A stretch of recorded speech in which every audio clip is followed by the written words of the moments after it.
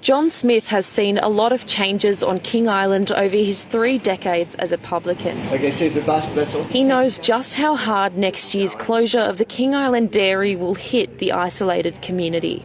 With this another major factory closing down, it's going to cause a lot of ripples in the community, a lot of ripples. The closure of the island's abattoirs a decade ago was a major blow before golf tourism offered a lifeline. In fact, it wasn't until the golf courses started that morale started picking up, and we certainly had quite a few years of really where we were getting on top of things and everyone was looking positive about going forward.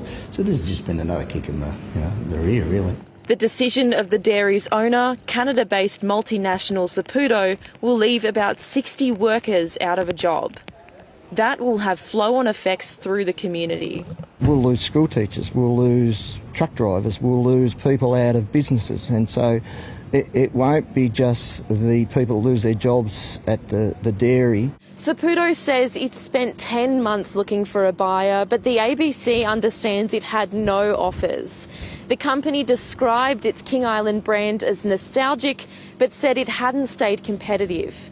This hasn't convinced locals. I see that Saputo have said that the brand was old and used by date and all that sort of thing, which is a load of rubbish. Over the years, the island's farms have increasingly converted from dairies to raising beef cattle. If the price comes off here with beef, like I said, there's no alternative. Well, what's the island going to do?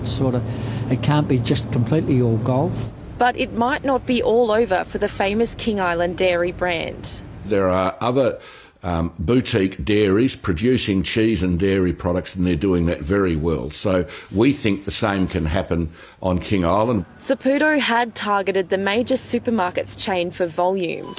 King Island Dairy's future markets might be elsewhere, following the lead of other boutique island brands. Producing a small range of very, very high premium products, getting them into the top tier of the market, and obviously export is going to be a massive opportunity for that brand as well in the future.